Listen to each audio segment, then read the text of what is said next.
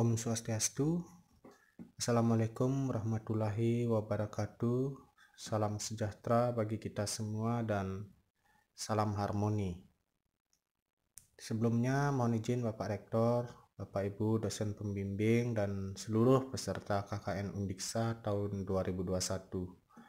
Perkenankan saya selaku panitia pelaksana untuk menyampaikan beberapa hal terkait dengan mekanisme pelaksanaan KKN Undiksa di tahun 2021 ini.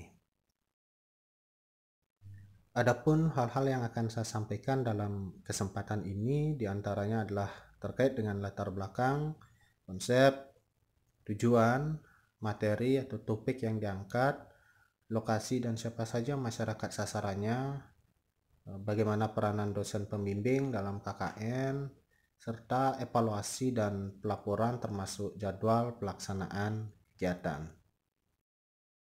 Yang pertama terkait dengan latar belakang. Mengapa KKN berbasis daring ini dilaksanakan? Seperti kita ketahui bersama bahwa sampai saat ini wabah pandemi COVID-19 masih sedang berlangsung baik di Bali, Indonesia, dan dunia. Bersamaan dengan terjadinya pandemi ini, kita bersama juga telah ada pada era revolusi industri 4.0 yang mana teknologi telah berkembang demikian masifnya. Perkembangan teknologi yang demikian masif harus mampu kita optimalkan bersama di masa pandemi ini, agar di satu sisi penularan wabah COVID-19 dapat kita cegah, dan di sisi lain aktivitas pembelajaran tetap dapat dilakukan. Pembelajaran itu termasuk KKN di dalamnya. Untuk saat ini kegiatan KKN secara konvensional masih belum memungkinkan untuk dilakukan, karena hal tersebut akan melanggar himbauan pemerintah mengenai pencegahan meluasnya pandemi COVID-19 dan instruksi Rektor Undiksa tentang sistem pembelajaran di tengah pandemi. Pada sisi lainnya, banyak daerah khususnya di Bali kondisinya belum stabil dan belum siap menerima kehadiran mahasiswa di desa.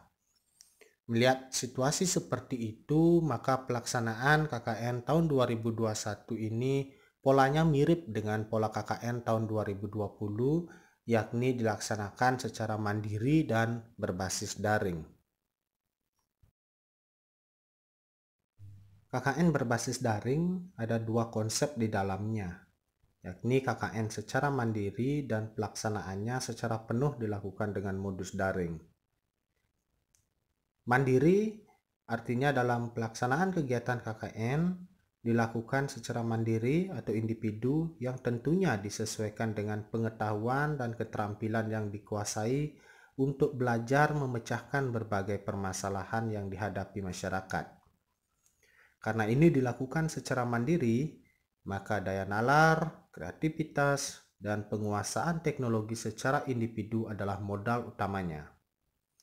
Hal ini tentu bertolak belakang dengan KKN konvensional yang biasanya dilakukan secara bersama-sama dalam satu kelompok.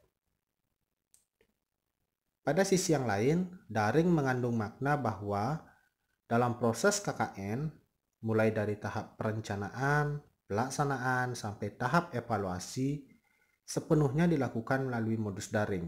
Dengan demikian, dapat dikatakan bahwa KKN berbasis daring adalah pola KKN yang adaptif terhadap situasi dan keadaan terkini, tanpa mengurangi esensi makna dan tujuan KKN secara umum.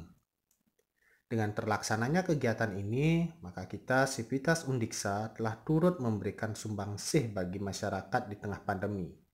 Kita berselancar secara virtual untuk belajar memecahkan berbagai permasalahan yang dihadapi masyarakat. Lebih jelasnya mengenai setiap tahapan dalam KKN daring ini akan disampaikan pada slide berikutnya. Lalu apa tujuan KKN berbasis daring?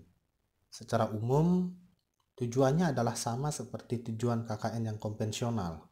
Bedanya hanya proses pelaksanaannya dilakukan secara individu dan berbasis daring.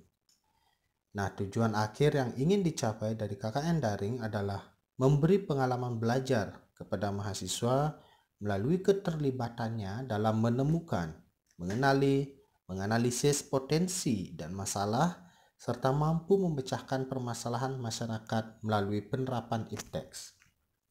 Masalah yang dihadapi masyarakat khusus dalam KKN ini masih terkait dengan pandemi COVID-19. Lalu, bagaimana prosesnya? Bapak, Ibu, dan adik-adik peserta KKN dapat mencermati alur yang tersaji dalam slide. Proses KKN daring diawali dari pembekalan atau sosialisasi, kemudian dilanjutkan dengan kegiatan observasi, penyusunan proposal atau program kerja, pelaksanaan KKN daring, finalisasi blog dan laporan akhir, ujian, dan KKN berakhir. Pembekalan adalah tahap awal dari proses KKN berbasis daring. Pembekalan terbagi menjadi dua, yaitu pembekalan untuk dosen pembimbing dan pembekalan untuk peserta. Pembekalan untuk dosen pembimbing memaparkan tentang konsep, teknis bimbingan dan ujian, dan paparan umum terkait materi atau topik yang diangkat dalam KKN daring.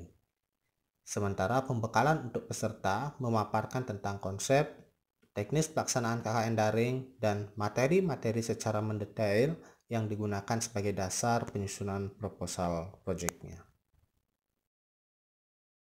Nah, berikutnya adalah teknis dalam observasi hingga penyusunan proposal proyek. Jadi langkah pertama yang bisa dilakukan peserta dalam tahap observasi adalah menelusuri website, informasi media sosial, media massa, televisi, penelusuran informasi dari perangkat desa atau tokoh masyarakat, dan lain sebagainya untuk menggali permasalahan-permasalahan yang dihadapi oleh masyarakat yang ada di suatu wilayah. Setelah itu, dilanjutkan dengan menetapkan masyarakat yang ada di wilayah tersebut untuk dijadikan khalayak sasaran yang dilakukan secara daring dengan memanfaatkan berbagai media sosial yang dimiliki. Bersamaan dengan kegiatan ini, peserta meminta izin kepada salah satu kepala desa atau RT atau RW atau sebutan lain tempat masyarakat sasaran itu berada, berbekal surat tugas dari kampus. Format dari surat tugas ini sudah terlampir dalam buku panduan KKN tahun 2021. Setelah ditetapkannya masyarakat sasaran, perlu digali informasi yang lebih detail dari mereka terkait dengan permasalahan yang dihadapi. Informasi detail inilah selanjutnya dijadikan dasar dalam penyusunan proposal tentang proyek yang akan dilaksanakan di bawah arahan dari dosen pembimbing masing-masing. Selanjutnya adalah tahap pelaksanaan KKN daring yang merupakan kegiatan inti dari keseluruhan proses yang ada. Dalam slide terlihat ada 7 tahapan yang akan dilakukan peserta dalam pelaksanaan KKN daring. Tahapan-tahapan ini tidak bersifat baku, artinya dalam pelaksanaannya nanti bisa dikembangkan dan dimodifikasi kembali oleh masing-masing peserta, tergantung pada tahapan kerja yang dirancang dalam proposal. Tetapi paling tidak tahap pertama dan terakhir akan serupa, yakni di awal peserta harus memastikan dengan masyarakat sasarannya untuk menggunakan media apa dalam pelaksanaan KKN daring ini. Apabila materi dan konten-konten terkait sudah disiapkan sebelumnya, maka peserta dapat langsung men-share hal tersebut ke masyarakat sasarannya. Namun apabila belum, peserta wajib menyusun materi-materi konten-konten tertentu yang terkait dengan proyek yang akan dilaksanakan. Dosen pembimbing berperan dalam kegiatan ini untuk mengarahkan dan membimbing mahasiswanya untuk menyusun materi dan sejenisnya yang relevan dengan kebutuhan masyarakat sasaran.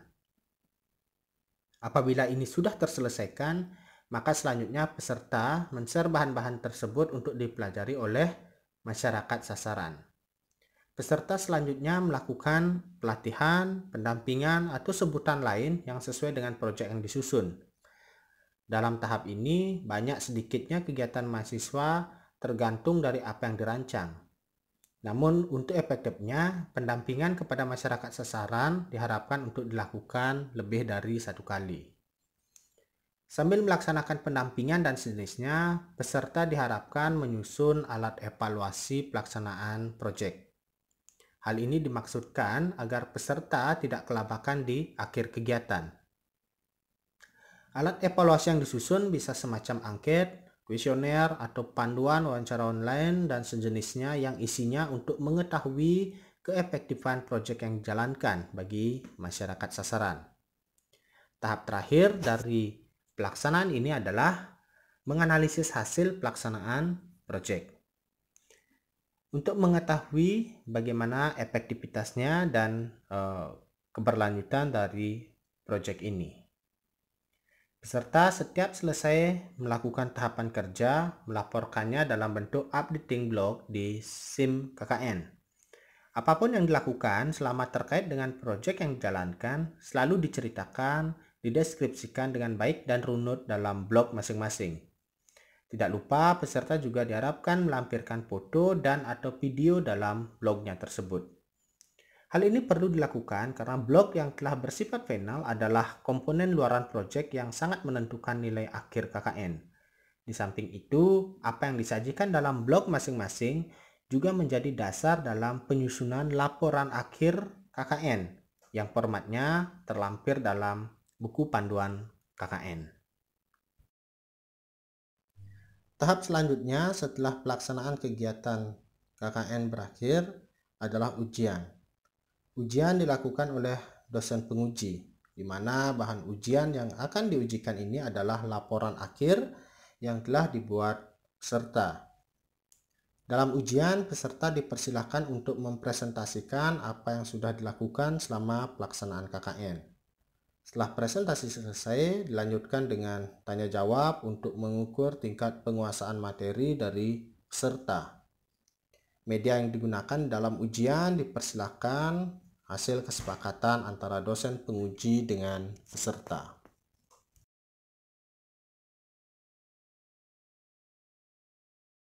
Seperti yang tersaji dalam slide, ada 5 topik atau materi dalam KKN ini.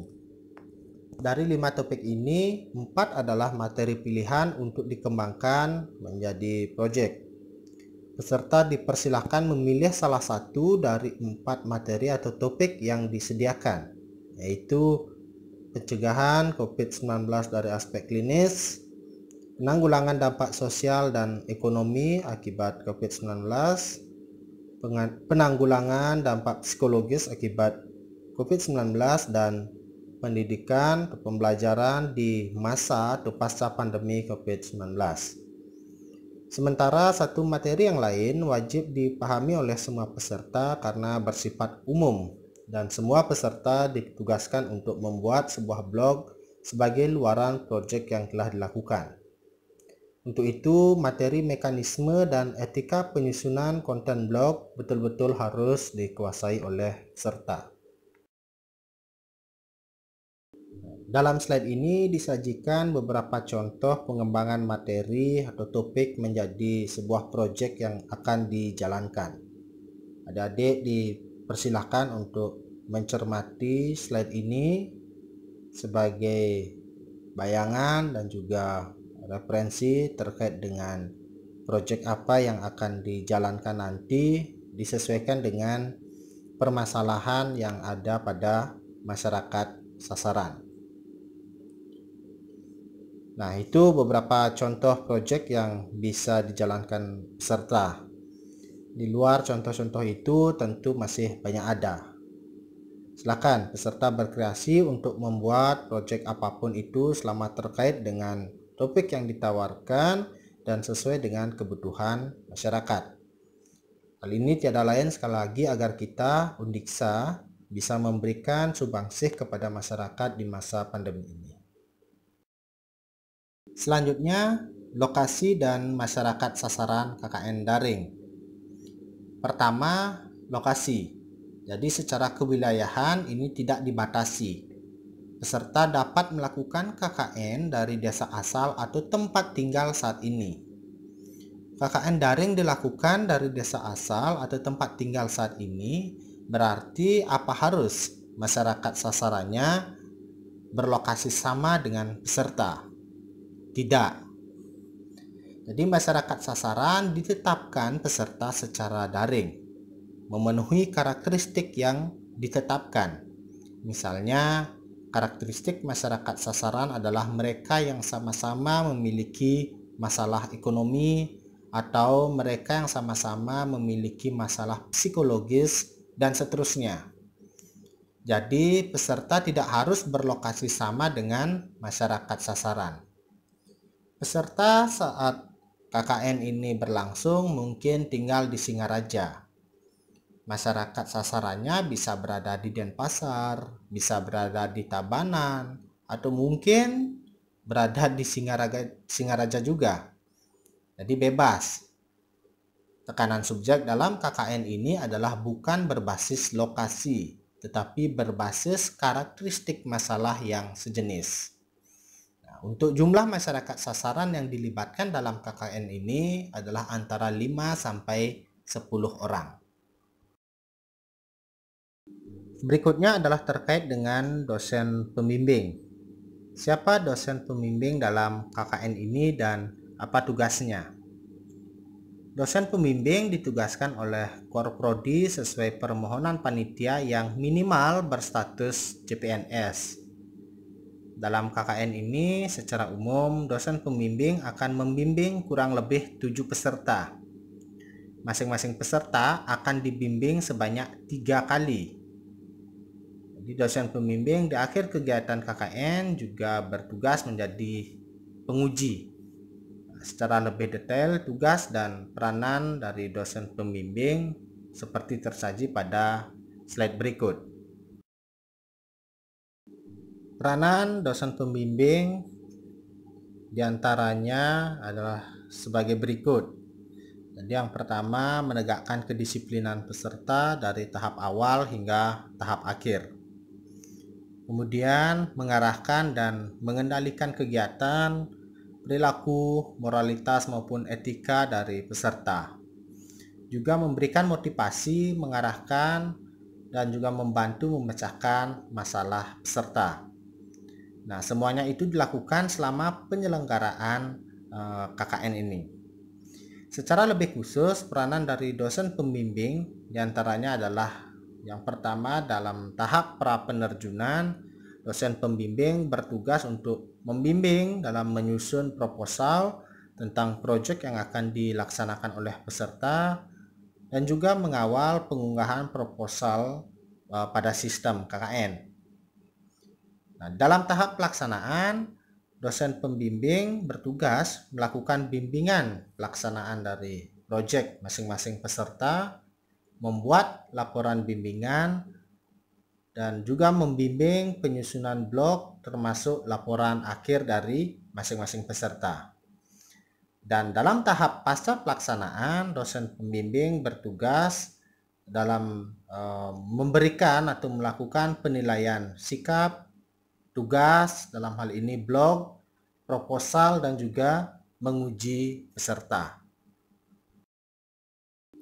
Dalam membimbing dilakukan masing-masing sebanyak 3 kali tiap peserta, yaitu pada saat menyusun proposal, kemudian pelaksanaan tahap awal KKN, dalam hal ini mungkin saat peserta menyusun materi atau konten-konten dan bahan-bahan lainnya yang akan digunakan peserta dalam pelaksanaan proyeknya, dan pelaksanaan tahap akhir dari KKN. Dalam hal ini dosen pembimbing mungkin akan membimbing ketika peserta sedang menganalisis hasil efektivitas penyelenggaraan kegiatan atau saat penyusunan laporan akhir.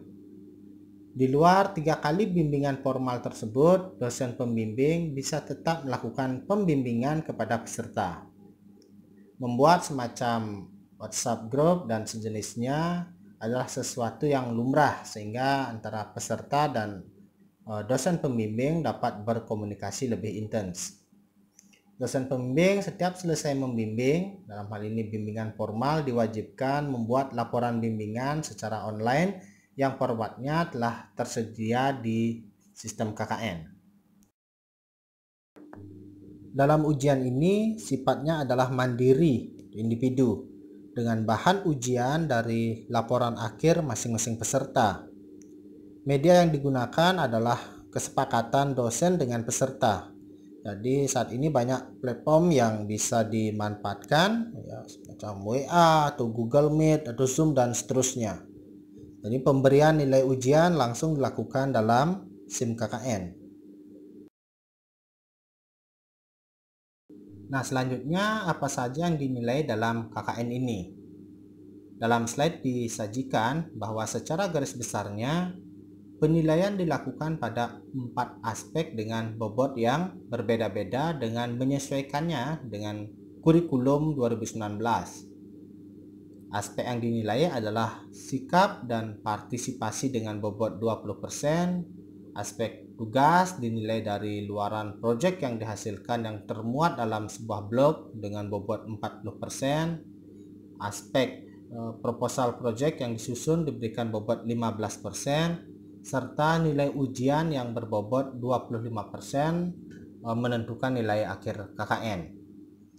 Nah, seperti apa detail bobot masing-masing komponen dalam setiap aspek penilaian yang disebutkan dapat dilihat dalam buku panduan KKN tahun 2021. Kapan KKN ini dilakukan? Jadi seperti terlihat dalam tabel pada slide bahwa proses KKN dimulai saat presentasi ini dilakukan dan berakhir nanti di awal Agustus tahun 2021. Tepatnya tanggal 5 sampai 6 Agustus dengan dilaksanakannya ujian. Pelaksanaan KKN oleh peserta adalah selama 5 minggu, dimulai dari 5 Juli sampai 6 Agustus. Jadwal-jadwal yang lain silahkan dicermati dalam tabel. Jika ada perubahan terkait dengan jadwal tersebut akan diinformasikan melalui SIM KKN. Baik, jadi itu yang bisa disampaikan dalam sosialisasi ini. Semoga bermanfaat dan bisa dijadikan penuntun dalam pelaksanaan KKN berbasis daring Undiksa tahun 2021. Apabila ada hal yang kurang jelas bisa menghubungi panitia pelaksana. Terima kasih dan saya tutup dengan Paramesanti. Om Santi Santi Santi Om.